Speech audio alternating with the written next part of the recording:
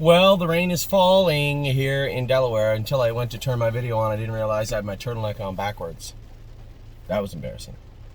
Um, so yes, raced, 4-horse field. And I told you guys last night, I didn't really know if he was going to race, right? If the track was bad, I wasn't going to race. It wasn't bad. They dumped a ton of stone on it. I wouldn't want to be racing him in like race 10, 11. It's going to be muddy for our fillies later on, and I would probably not have raced yes. Listen, we're in a tough spot anyway. He's not a sprinter, right? He's not a big fan of deep tracks to begin with, mud or otherwise. All his best racing has been on a firm surface or firmer. Even the night that he raced in the final of the 3-year-old Sire Stake final, he had the outside post. It was raining and muddy, but they'd scraped the track bare, and it was much like cement. I think that Colts broke the track record that year. Maybe, I'm not sure. So it wasn't like it was muddy. Today they dumped a bunch of stone on it. It was fine. It didn't hurt him. It was fine. But at the same time, the race didn't work out. I was hoping. I watched the one horse in the post parade, and I don't know that horse. She looked a little off left hind to me, and I'm like, if I push him, he might break, or maybe he's just steadies her, and I get to the front. And then I don't know what I'm going to do. Maybe I give it to Mission Accepted. Maybe I sting him hard to get to the lead. He wasn't good today, that horse, either. He was just okay. So it didn't work out that way. I just left him 3 wide in the turn. I said, I'm going to take as much of the bite out of him as I can without hurting my horse. Ducked, yes, in the 3-hole. Coming to the half. His lines were kind of noodleish, and I'm just not coming first over with him. Not in there. I mean, what am I going to gain? It's a $15,000 purse. I'm going to take a run at one of the best horses in Ohio right now in a 4-horse field after he's made front and had everything his own way? No. So,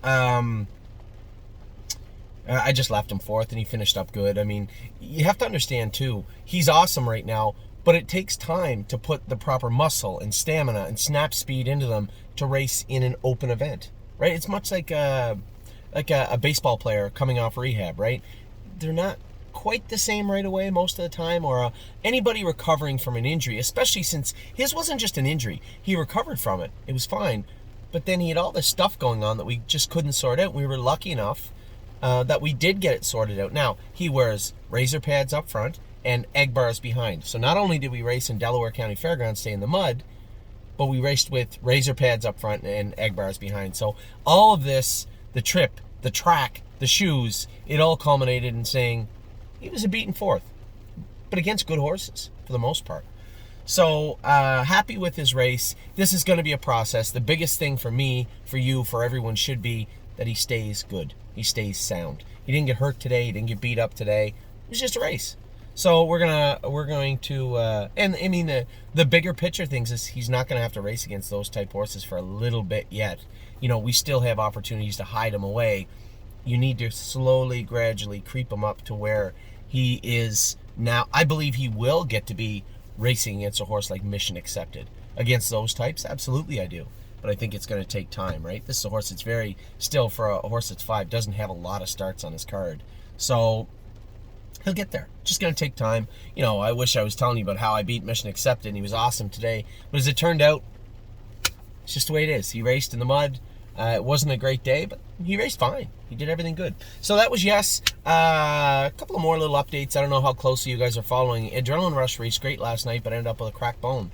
We just got the results back. He has a line in his cannon bone, which I'm not a vet. I think it's best case scenario. You definitely don't want it to be a coffin bone. I didn't want it to be a coffin bone for a 4-year-old horse, 3-year-old horse. No. Any of those other bones will heal with time. But if you remember, Always Be Mickey set the world record with plates and screws in both his cannon bones behind. So I think he had plates. Definitely had screws.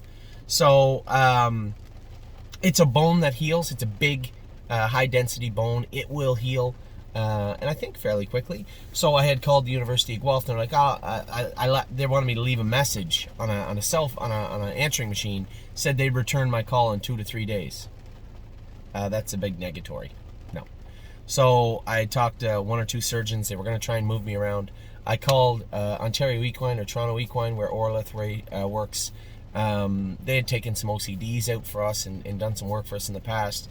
The lady on the phone was very nice. They had moved some horses around and got us in tomorrow morning. So Adrenaline Rush is going to have screws put in his cannon bone tomorrow. Not the end of the world. I don't want to say best case scenario, but I think it's up there.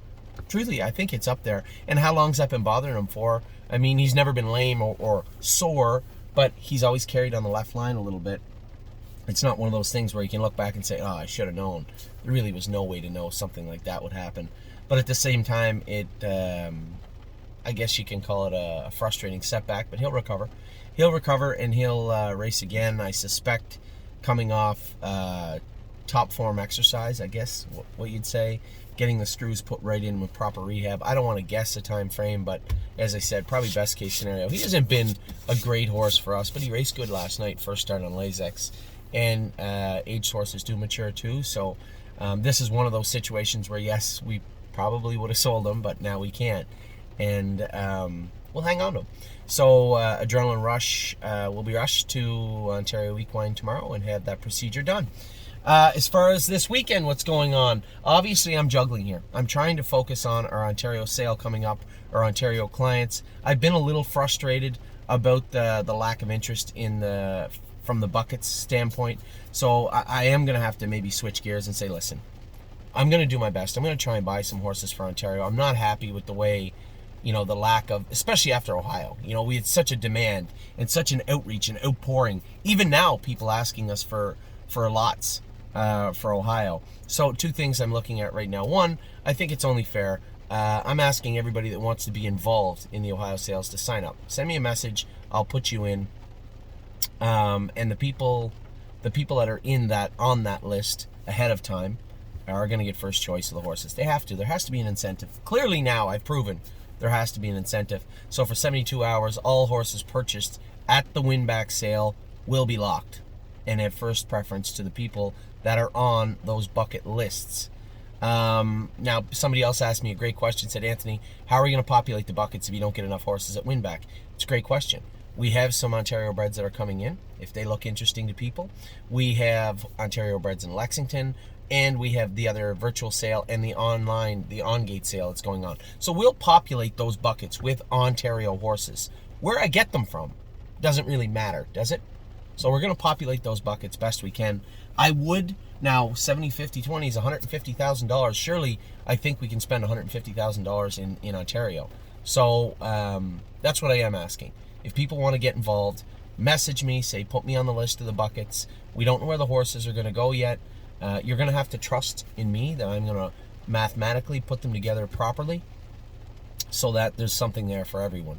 When it comes to Lexington, man, I am shocked again with the outpouring of people that want in and want to be involved in that larger, that call it what it is, that more expensive horse.